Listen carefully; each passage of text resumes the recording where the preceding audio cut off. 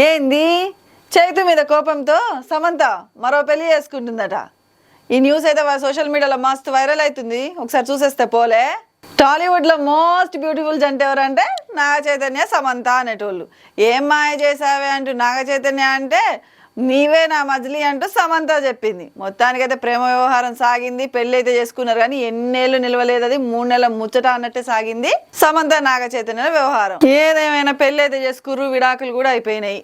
ఎవరి దారి వాళ్ళు అన్నట్టున్నారు నాగ చైతన్య సమంత. నాగ చైతన్య అనేమో వెబ్ సిరీస్లలో దూతా సినిమాతో హిట్ అయితే కొట్టిండు కానీ థియేటర్లలో మాత్రం ఒక హిట్ కూడా లేకపాయే. సమంతనేమో అప్పుడప్పుడు మెరుపులా మెరుస్తుంది ఓటీటీలలో.